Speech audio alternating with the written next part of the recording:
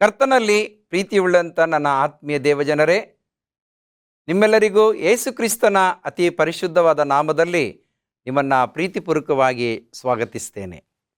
ಹಾಗಾದರೆ ಬನ್ನಿ, ಈ ದಿನದ ಈ ಸಮಯದ ದೈವಿಕ ವಾಕ್ಯದ ಸಂದೇಶವನ್ನು ಕೇಳುವ ಮುನ್ನ ದೇವರು ನಿಮ್ಮನ್ನು ನಿಮ್ಮ ಕುಟುಂಬವನ್ನು ವಿಶೇಷವಾಗಿ ತನ್ನ ಆತ್ಮನ ಬಲದಿಂದ ಕಾಪಾಡಲಿ ಎಂಬುದಾಗಿ ನಾವು ಪ್ರಾರ್ಥನೆಯೊಂದಿಗೆ ಪ್ರಾರಂಭಿಸೋಣ. ಪ್ರಾರ್ಥನೆ ಮಾಡೋಣ.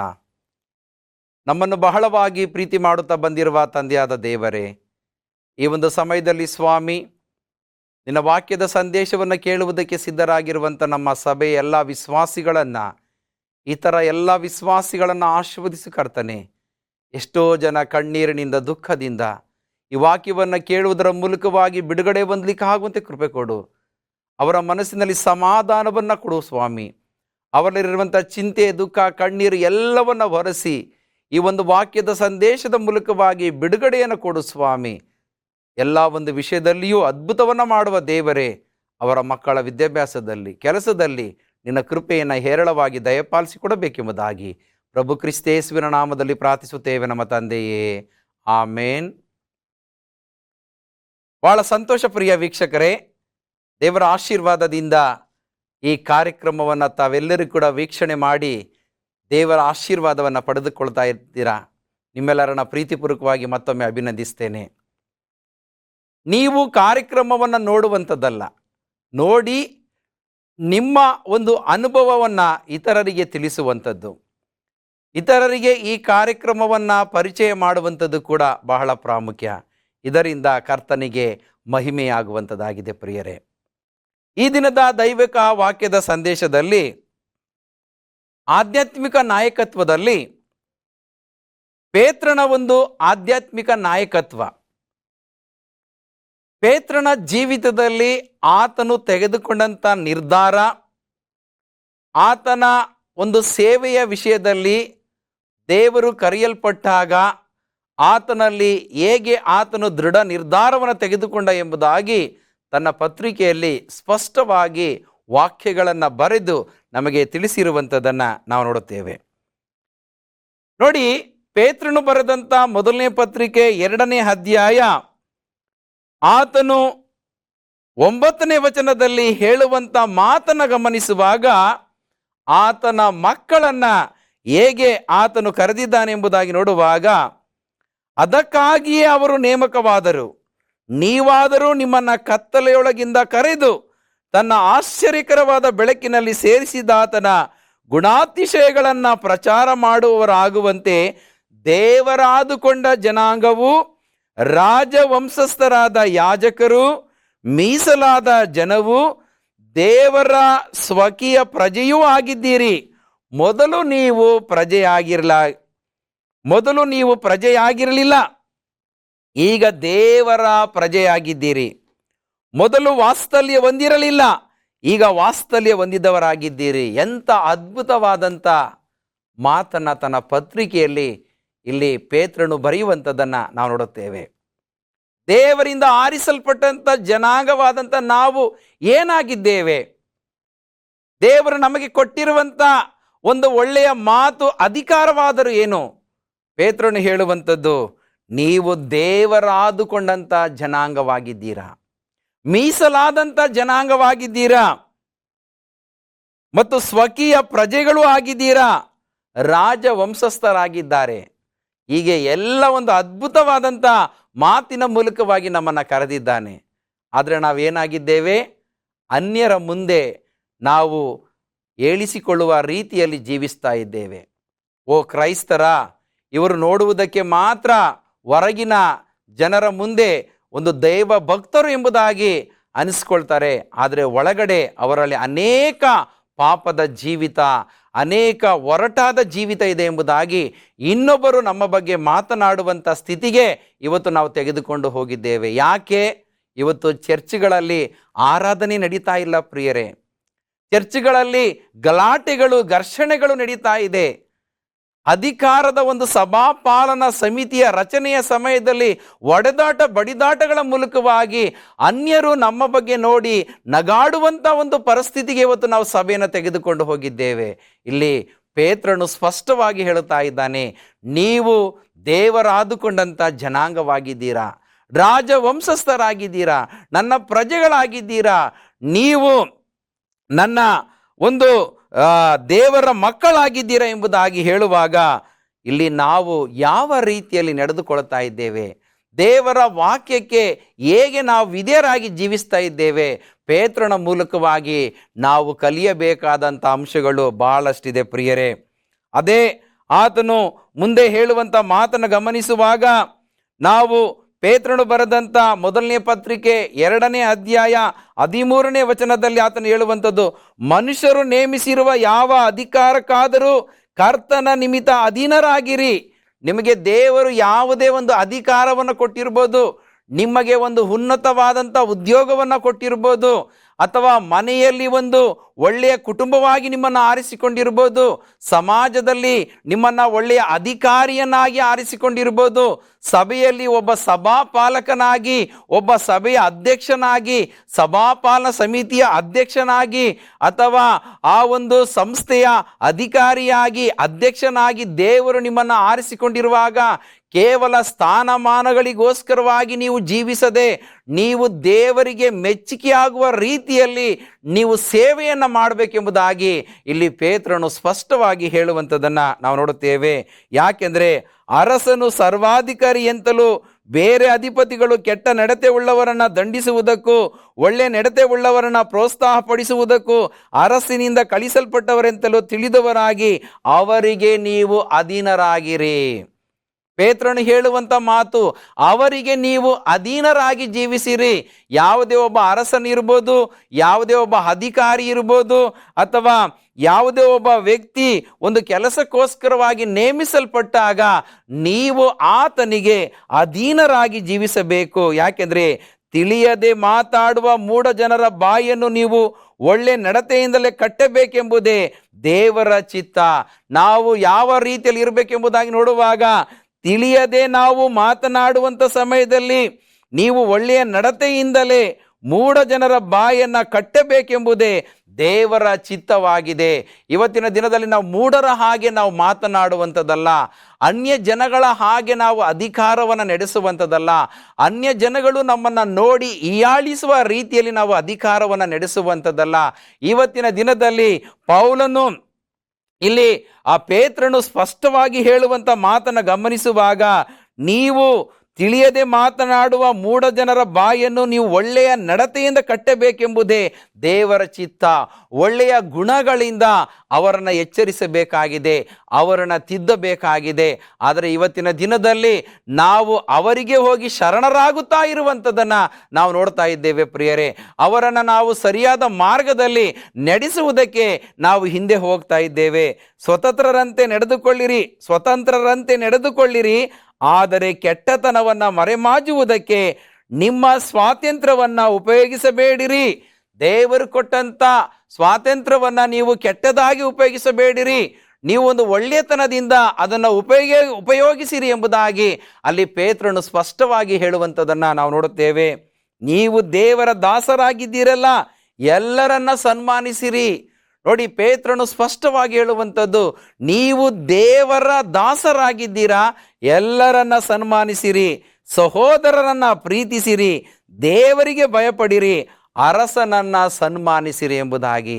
ಎಂಥ ಅದ್ಭುತವಾದಂಥ ಮಾತುಗಳನ್ನು ಪ್ರಿಯ ದೇವಜನರೇ ಇಲ್ಲಿ ಪೇತ್ರನು ಕೂಡ ತನ್ನ ಪತ್ರಿಕೆಯಲ್ಲಿ ಸ್ಪಷ್ಟವಾಗಿ ತಿಳಿಸುವಂಥದ್ದನ್ನು ನೋಡುತ್ತೇವೆ.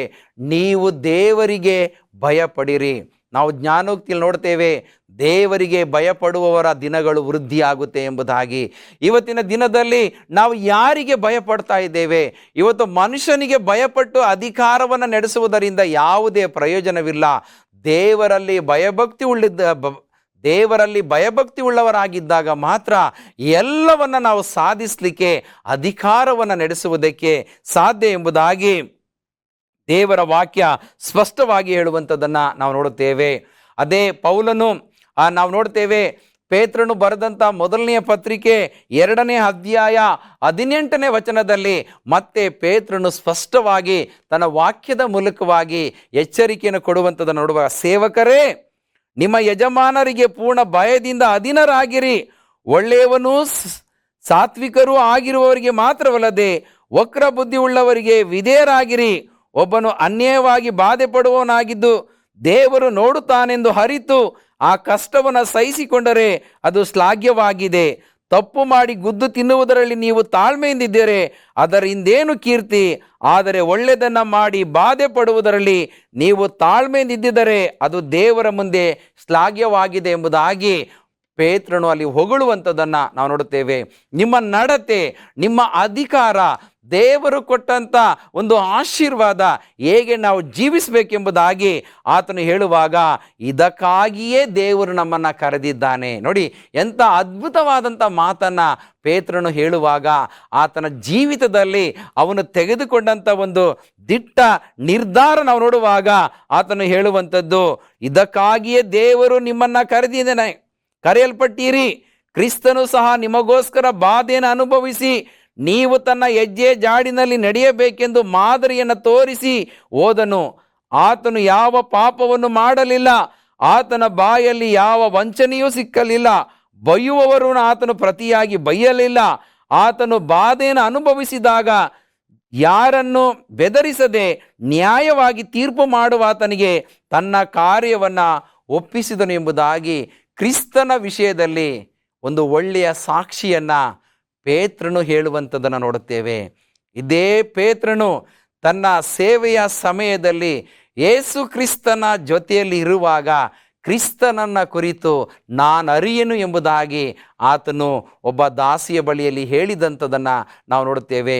ಯೇಸು ಕ್ರಿಸ್ತನು, ಪೇತ್ರನೇ, ನನ್ನ ವಿಷಯದಲ್ಲಿ ನೀನು 3 ಸಾರಿ ಸುಳ್ಳನ್ನು ಹೇಳ್ತೀಯ ಎಂಬುದಾಗಿ ಎಚ್ಚರಿಕೆಯನ್ನು ಕೊಟ್ಟಿದ್ದರೂ ಕೂಡ ಆತನು ಭಯದಿಂದ ಜನರಿಗೆ ಭಯಪಡುವವರಾಗಿ, ಜನರಿಗೆ ಭಯಪಟ್ಟು ಆತನು ನಾನು ಅರಿಯೆನು ಎಂಬುದಾಗಿ 3 ಸಾರಿ ಸುಳ್ಳನ್ನು ಹೇಳುವಂಥದ್ದನ್ನು ನಾವು ನೋಡುತ್ತೇವೆ.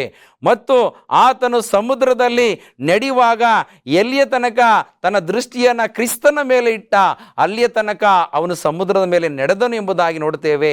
ಯಾವಾಗ ಲೋಕದ ಮೇಲೆ ಆತನು ಭಯಪಟ್ಟು ಲೋಕವನ್ನು ನೋಡ್ತಾನೆ, ಅಲ್ಲಿ ಮುಳುಗುವ ಪರಿಸ್ಥಿತಿಗೆ ಹೋಗುವಂಥದ್ದನ್ನು ನೋಡುತ್ತೇವೆ. ಆತನು ಮುಳುಗುವಾಗ ಕ್ರಿಸ್ತನ ಹಸ್ತ ಬಂದು ಆತನನ್ನು ಕೈ ಹಿಡಿದು ಮೇಲಕ್ಕೆ ತರುವಂಥದ್ದನ್ನು ನೋಡುತ್ತೇವೆ. ಅಂತ ಮೇಲಕ್ಕೆ ತಂದಂಥ ಪೇತ್ರನು ಇಲ್ಲಿ ಕ್ರಿಸ್ತನ ವಿಷಯದಲ್ಲಿ ಕೂಡ ಒಂದು ಒಳ್ಳೆಯ ಸಾಕ್ಷಿಯನ್ನು ಕೊಡುವಂಥದ್ದನ್ನು ನೋಡುತ್ತೇವೆ. ಇವತ್ತಿನ ದಿನದಲ್ಲಿ ಯೇಸು ಕ್ರಿಸ್ತನ ವಿಷಯದಲ್ಲಿ ಪೇತ್ರನು ಹೇಗೆ ಒಂದು ಒಳ್ಳೆಯ ಸಾಕ್ಷಿಯನ್ನು ಕೊಟ್ಟ, ಅದೇ ರೀತಿಯಾಗಿ ದೇವರು ಕೊಟ್ಟಂಥ ಒಂದು ಅಧಿಕಾರದ ಬಗ್ಗೆ ನಾವು ದೇವರಿಗೆ ಮೆಚ್ಚುಗೆಯಾಗುವ ರೀತಿಯಲ್ಲಿ ಅಧಿಕಾರವನ್ನು ನಡೆಸಿದಾಗ ನಮ್ಮ ವಿಷಯದಲ್ಲಿ ಜನರು ಕೊಡುವುದಕ್ಕಿಂತ ಕರ್ತನು ನಮ್ಮ ವಿಷಯದಲ್ಲಿ ಒಂದು ಒಳ್ಳೆಯ ಸಾಕ್ಷಿಯನ್ನು ಕೊಡಬೇಕು. ಇತರ ಜನರು, ಇವನ ಒಂದು ಅಧಿಕಾರದ ಸಮಯದಲ್ಲಿ ಸಭೆಯನ್ನು ಬೆಳೆಸಿದ್ದಾನೆ, ಸಭೆಯನ್ನು ಕಟ್ಟಿದ್ದಾನೆ, ಅನೇಕ ಆತ್ಮಗಳನ್ನು ಗೆದ್ದಿದ್ದಾನೆ, ಲೋಕದ ಅನೇಕ ಗ್ರಾಮಗಳಿಗೆ ಸುವಾರ್ತೆಯನ್ನು ತೆಗೆದುಕೊಂಡು ಹೋಗಿದ್ದಾನೆ, ಅನೇಕ ಅಭಿವೃದ್ಧಿ ಕಾರ್ಯವನ್ನು ಮಾಡಿದ್ದಾನೆ, ಅನೇಕ ರೀತಿಯಲ್ಲಿ ಜನರನ್ನು ಕ್ರಿಸ್ತನ ಕಡೆಗೆ ತೆಗೆದುಕೊಂಡು ಬಂದಿದ್ದಾನೆ ಅನ್ನುವಂಥ ಒಂದು ಒಳ್ಳೆಯ ಸಾಕ್ಷಿಯನ್ನು ಜನರು ಕೊಡಬೇಕು. ಆ ಒಳ್ಳೆಯ ಸಾಕ್ಷಿಯನ್ನು ಜನರು ಕೊಡಬೇಕಂತಂದ್ರೆ ನಾವು ಕ್ರಿಸ್ತನಿಗೆ ಅಧೀನರಾಗಿ ಯೋಗ್ಯರಾಗಿ ನಾವು ಕೆಲಸವನ್ನು ಮಾಡಬೇಕು. ಇದನ್ನೇ ಪೇತ್ರನು ಸ್ಪಷ್ಟವಾಗಿ ನಮಗೆ ಎಚ್ಚರಿಕೆಯನ್ನು ಕೊಡುವುದರ ಮೂಲಕವಾಗಿ ನಮ್ಮನ್ನು ಎಚ್ಚರಿಸುವಂಥದ್ದನ್ನು ನಾವು ನೋಡುತ್ತೇವೆ. ಹಾಗಾಗಿ 1 ಪೇತ್ರ 5ನೇ ಅಧ್ಯಾಯ 2ನೇ ವಚನದಲ್ಲಿ ನಾವು ನೋಡುತ್ತೇವೆ, ದೇವರ ಮಂದೆಯನ್ನ ನೀವು ಕಾಯಬೇಕಾಗಿದೆ ಪ್ರಿಯರೇ.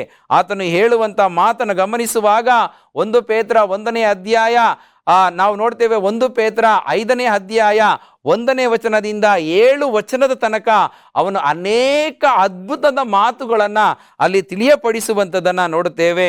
ಆತನು ಹೇಳುವಂಥ ಮಾತನ್ನು ಗಮನಿಸುವಾಗ 2ನೇ ವಚನದಲ್ಲಿ ನಿಮ್ಮಲ್ಲಿರುವ ದೇವರ ಮಂದೆಯನ್ನು ನೀವು ಕಾಯಬೇಕಾಗಿದೆ ಮತ್ತು ಬಲಾತ್ಕಾರದಿಂದಲ್ಲ, ದೇವರ ಚಿತ್ತದ ಪ್ರಕಾರ ಇಷ್ಟಪೂರ್ವಕವಾಗಿಯೂ ನೀಚವಾದ ದ್ರವ್ಯಾಶೆಯಿಂದಲ್ಲ, ಸಿದ್ಧ ಮನಸ್ಸಿನಿಂದಲೂ ಮೇಲ್ವಿಚಾರಣೆ ಮಾಡಿರಿ. ದೇವರು ನಿಮ್ಮ ವಶದಲ್ಲಿಟ್ಟಿರುವ ಸಭೆಗಳ ಮೇಲೆ ದೊರೆತನ ಮಾಡುವವರಂತೆ ನಡೆಯದೆ ಮಂದೆಗೆ ಮಾದರಿಯಾಗಿ ನಡೆದುಕೊಳ್ಳಿರಿ. ಯಾರು ಕೂಡ ಯಾವುದೇ ದರ್ಪದ ಅಧಿಕಾರವನ್ನು ಮಾಡದೆ ಮಂದೆಯನ್ನ ಪ್ರೀತಿಯಿಂದ ನೀವು ಕಾಯಬೇಕು, ಸಭೆಯನ್ನ ಪ್ರೀತಿಯಿಂದ ಬೆಳೆಸಬೇಕೆಂಬುದಾಗಿ ಅಲ್ಲಿ ಪೇತ್ರನು ಸ್ಪಷ್ಟವಾಗಿ ಹೇಳುವಂಥದ್ದನ್ನು ನಾವು ನೋಡುತ್ತೇವೆ. ಯಾಕೆಂದರೆ ನಾವು ಯೋಹಾನನು ಬರೆದಂಥ ಸುವಾರ್ತೆ 21ನೇ ಅಧ್ಯಾಯದಲ್ಲಿ ನಾವು ಪೇತ್ರನ ವಿಷಯದಲ್ಲಿ ಅನೇಕ ವಿಚಾರಗಳನ್ನು ನಾವು ಗಮನಿಸುವಂಥ ಸಮಯದಲ್ಲಿ ಯೇಸು ಕ್ರಿಸ್ತನು ಆತನು ಹೇಳುವ ಮಾತನ್ನು ನಾವು ನೋಡುವಾಗ, ಯೋಹಾನನು ಬರೆದ ಸುವಾರ್ತೆ ನಾವು 21ನೇ ಅಧ್ಯಾಯ ನಾವು 15ನೇ ವಚನದ ಕೊನೆಯ ಭಾಗವನ್ನು ನೋಡುವಾಗ, ಪೇತ್ರನನ್ನು, ಯೋಹಾನನ ಮಗನಾದ ಸೀಮೋನನೇ, ನೀನು ಇವರಿಗಿಂತ ಹೆಚ್ಚಾಗಿ ನನ್ನ ಮೇಲೆ ಪ್ರೀತಿ ಇಟ್ಟಿದೆಯೋ ಎಂದು ಕೇಳಲು ಅವನು, ಹೌದು ಸ್ವಾಮಿ, ನಿನ್ನ ಮೇಲೆ ಮಮತೆ ಇಟ್ಟಿದ್ದೇನೆಂಬುದಾಗಿ ನೀನೇ ಬಲ್ಲೆನು ಎಂಬುದಾಗಿ ಅಲ್ಲಿ ಪೇತ್ರನು ಯೇಸು ಕ್ರಿಸ್ತನ ಮಾತಿಗೆ ಸ್ಪಷ್ಟವಾದಂಥ ಉತ್ತರವನ್ನು ಕೊಡುವಂಥದ್ದನ್ನು ನಾವು ನೋಡುತ್ತೇವೆ. ಒಂದು ಸಮಯದಲ್ಲಿ ಭಯಭೀತನಾದಂಥ ಪೇತ್ರನ ಜೀವಿತದಲ್ಲಿ ಆ ಭಯ, ಆ ಸುಳ್ಳು ಅವನ ಹೃದಯವನ್ನು ಕಾಡುತ್ತಾ ಇರಬೇಕಾದರೆ, ಈಗ ತನ್ನ ಪತ್ರಿಕೆ ಮೂಲಕವಾಗಿ, ತನ್ನ ಒಂದು ಸುವಾರ್ತೆಯ ಮೂಲಕವಾಗಿ ಕ್ರಿಸ್ತನು, ಪೇತ್ರನೇ, ನನ್ನ ಮೇಲೆ ಮಮತೆ ಇಟ್ಟಿದೆಯೋ ಎಂಬುದಾಗಿ ಹೇಳುವಾಗ, ಹೌದು ಸ್ವಾಮಿ, ಮಮತೆ ಇಟ್ಟಿದ್ದೇನೆ ಎಂಬುದಾಗಿ ಹೇಳುವಂಥದ್ದನ್ನು ನೋಡುತ್ತೇವೆ. ಎರಡನೇ ಸಾರಿ ಅವನನ್ನು, ಯೋಹಾನನ ಮಗನಾದ ಸೀಮೋನನೇ, ನನ್ನ ಮೇಲೆ ಪ್ರೀತಿ ಇಟ್ಟಿದೆಯೋ ಎಂದು ಕೇಳಲು ಅವನು, ಹೌದು ಸ್ವಾಮಿ, ನಿನ್ನ ಮೇಲೆ ಮಮತೆ ಇಟ್ಟಿದ್ದೇನೆಂಬುದನ್ನು ನೀನೇ ಬಲ್ಲೆನು ಅಂದನು. ಆತನು ಅವನಿಗೆ, ನನ್ನ ಕುರಿಗಳನ್ನು ಕಾಯಿ. ಆತನು ಪ್ರಾರಂಭದಲ್ಲಿ ಹೇಳುವಂಥ ಮಾತನ್ನು ನಾವು ನೋಡುವಂಥ ಸಮಯದಲ್ಲಿ, ನನ್ನ ಕುರಿಗಳನ್ನು ಮೇಯಿಸು, ಆ ಕುರಿಗಳಿಗೆ ಸರಿಯಾದ ಆಹಾರವನ್ನು ನೀಡು, ಈಗ ಕುರಿಗಳನ್ನು ಕಾಯಿ ಎಂಬುದಾಗಿ ಹೇಳುವಂಥದ್ದನ್ನು ನೋಡುತ್ತೇವೆ. ಮೂರನೇ ಸಾರಿ ಕ್ರಿಸ್ತನು ಪೇತ್ರನಿಗೆ, ಆತನು ಮೂರನೇ ಸಾರಿ, ಯೋಹಾನನ ಮಗನಾದ ಸೀಮೋನನೇ, ನನ್ನ ಮೇಲೆ ಮಮತೆ ಇಟ್ಟಿದ್ದೀಯೋ ಎಂದು ಕೇಳಿದನು. ಮೂರನೇ ಸಾರಿ ಆತನು ನನ್ನ ಮೇಲೆ ಮಮತೆ ಇಟ್ಟಿದ್ದೀಯೋ ಎಂದು ತನ್ನನ್ನು ಕೇಳಿದ್ದಕ್ಕೆ ಪೇತ್ರನು ದುಃಖಪಟ್ಟು, ಸ್ವಾಮಿ, ನೀನು ಎಲ್ಲ ಬಲ್ಲೆ, ನಿನ್ನ ಮೇಲೆ ನಾನು ಮಮತೆ ಇಟ್ಟಿದ್ದೇನೆ ಎಂಬುದು ನಿನಗೆ ತಿಳಿದದೇ ಅಂದನು.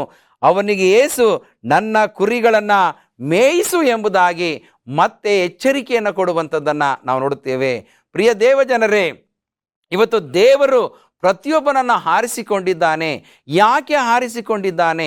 ಆತನ ಜೀವಿತದಲ್ಲಾಗಿರುವಂಥ ಅನೇಕ ತಪ್ಪುಗಳನ್ನು ಸರಿಪಡಿಸೋದಕ್ಕೋಸ್ಕರವಾಗಿ ದೇವರು ಮತ್ತೆ ನಮ್ಮನ್ನು ಕರೆದಿರುವಾಗ, ಇವತ್ತು ನಾವು ರಾಜವಂಶಸ್ಥರಾಗಿ, ನಾವು ಅರಸುಗಳಾಗಿ, ಪ್ರಜೆಗಳಾಗಿ, ನಾವು ಒಳ್ಳೆಯ ವ್ಯಕ್ತಿಗತವಾಗಿ ಸಭೆಯನ್ನು ಆಳುವಂಥ, ಸಭೆಯ ಆ ಒಂದು ಮಂದೆಯನ್ನು ಕಾಯುವಂಥ ಒಂದು ಒಳ್ಳೆಯ ಕುರುಬರಾಗಿ ನಾವು ಜೀವಿಸಬೇಕೆಂಬುದಾಗಿ ಪೇತ್ರನ ಒಂದು ಪತ್ರಿಕೆಯ ಮೂಲಕವಾಗಿ, ಪೇತ್ರನ ಒಂದು ಮಾತುಗಳ ಮೂಲಕವಾಗಿ ನಾವು ತಿಳಿದುಕೊಳ್ಳಬೇಕಾಗಿದೆ ಪ್ರಿಯರೇ. ಹಾಗಾಗಿ ಎರಡನೇದಾಗಿ ಪೇತ್ರನ ಸಂಭಾಷಣೆಯ ಮಾತುಗಳನ್ನು ನಾವು ಗಮನಿಸುವಾಗ, ಆತನು ಒಂದು ಒಳ್ಳೆಯ ಉತ್ತಮವಾದಂಥ ಸಂಭಾಷಣೆಗಾರನಾಗಿದ್ದುಕೊಂಡು ಅಲ್ಲಿ ತನ್ನ ಪತ್ರಿಕೆಯನ್ನು ಪ್ರಾರಂಭಿಸುವಂಥದ್ದನ್ನು ಕೂಡ ನಾವು ನೋಡುತ್ತೇವೆ. ಯಾಕೆಂದರೆ ಪೇತ್ರನು ಬರೆದಂಥ ಮೊದಲನೇ ಪತ್ರಿಕೆ 1ನೇ ಅಧ್ಯಾಯ ನಾವು 1ನೇ ವಚನದಲ್ಲಿ ನೋಡುವಾಗ, ಆತನು ಪವಿತ್ರಾತ್ಮನಿಂದ ಪ್ರತಿಸಲ್ಪಟ್ಟವರಾಗಿ ದೇವರಿಗೆ ವಿಧೇಯರಾಗುವುದಕ್ಕೆ, ಯೇಸು ಕ್ರಿಸ್ತನ ರಕ್ತದಿಂದ ಪ್ರೋಕ್ಷಿತರಾಗುವುದಕ್ಕೂ ತಂದೆಯಾದ ದೇವರ ಭವಿಷ್ಯತ್ ಜ್ಞಾನಾನುಸಾರವಾಗಿ ಆರಿಸಿಕೊಳ್ಳಲ್ಪಟ್ಟವರಿಗೆ ಬರೆಯುವುದೇನೆಂದರೆ, ನಿಮಗೆ ಕೃಪೆಯೂ ಶಾಂತಿಯೂ ಹೆಚ್ಚೆಚ್ಚಾಗಿ ದೊರೆಯಲಿ ಎಂಬುದಾಗಿ ಒಂದು ಪ್ರೀತಿಯ ಮಾತುಗಳಿಂದ ತನ್ನ ಪತ್ರಿಕೆಯನ್ನು ಬರೆಯುವಂಥದ್ದನ್ನು ನೋಡುತ್ತೇವೆ. ಪೇತ್ರನಲ್ಲಿ ಎಂಥ ಒಂದು ಪ್ರೀತಿಯ ಮಾತುಗಳು ತನ್ನ ಪತ್ರಿಕೆಯಲ್ಲಿ ವ್ಯಕ್ತಪಡಿಸಿರುವಂಥದ್ದನ್ನು ನಾವು ನೋಡುತ್ತೇವೆ. ಇವತ್ತಿನ ದಿನದಲ್ಲಿ ಸಭೆಯನ್ನು ಆಳುವಂಥ ಒಬ್ಬ ಆಧ್ಯಾತ್ಮಿಕನ ನಾಯಕನ ಮಾತುಗಳಲ್ಲಿ ಜನರನ್ನು, ವಿಶ್ವಾಸಿಗಳನ್ನು ಪ್ರೀತಿಯಿಂದ ಮಾತನಾಡಿಸುವಂಥದ್ದನ್ನು ಕಲಿಯಬೇಕು. ಒಂದು ಕುಟುಂಬದಲ್ಲಿ ಯಜಮಾನನು ತನ್ನ ಪತ್ನಿಯನ್ನು, ತನ್ನ ಮಕ್ಕಳನ್ನು, ತನ್ನ ಮನೆತನದವರನ್ನು ಪ್ರೀತಿಯಿಂದ ಮಾತನಾಡಿಸಿ ಅವರ ಹೃದಯವನ್ನು ಗೆಲ್ಲುವಂಥ ಒಂದು ಸ್ಥಿತಿಗೆ ಹೋಗಬೇಕು. ಒರಟುತನದಿಂದ ಮಾತಾಡುವುದರಿಂದ, ಕೋಪಿಷ್ಠನಾಗಿ ಮಾತನಾಡುವುದರಿಂದ ಯಾವುದೇ ಪ್ರಯೋಜನ ಇಲ್ಲ. ಇದರಿಂದ ಅಧಿಕಾರಕ್ಕೆ ಧಕ್ಕೆ ಆಗುವಂಥದ್ದನ್ನು ನಾವು ನೋಡುತ್ತೇವೆ. ಅನೇಕ ಪ್ರಜೆಗಳಿಗೆ ಮನಸ್ಸು ನೋವಾಗುವಂಥದ್ದನ್ನು ನಾವು ನೋಡುತ್ತೇವೆ. ಆದರೆ ಇಲ್ಲಿ ಪೇತ್ರನು ತನ್ನ ಪತ್ರಿಕೆಯ ಮೂಲಕವಾಗಿ ನಮಗೆ ಎಚ್ಚರಿಕೆ ಕೊಡುತ್ತಾನೆ. ಯಾವ ರೀತಿ ಸಿದ್ಧವಾದ ಮನಸ್ಸಿನಿಂದಲೂ ನೀವು ಮಂದೆಯನ್ನು ಕಾಯಬೇಕು ಎಂಬುದಾಗಿ ಆತನು ಹೇಳುವಂತ ನೋಡ್ತೇವೆ. ಇವತ್ತು ಸಿದ್ಧವಾದ ಮನಸ್ಸು ನಮ್ಮಲ್ಲಿ ಯಾವಾಗಲೂ ಕೂಡ ಇರಬೇಕು ಪ್ರಿಯರೇ. ಯಾರಾದರೂ ಕಷ್ಟದಲ್ಲಿದ್ದರೆ ಅವರಿಗೆ ಹೋಗಿ ಪ್ರಾರ್ಥನೆ ಮಾಡಬೇಕು. ಯಾರಾದರೂ ಯಾವುದೇ ಸಮಸ್ಯೆಗಳಲ್ಲಿದ್ದರೆ ಅವರನ್ನು ಭೇಟಿ ಮಾಡಿ ಅವರಿಗೆ ಸಾಂತ್ವನವನ್ನು, ಅವರನ್ನು ಧೈರ್ಯಪಡಿಸುವಂಥ ಕಾರ್ಯವು ಆ ನಾಯಕನಲ್ಲಿ ಇರಬೇಕು.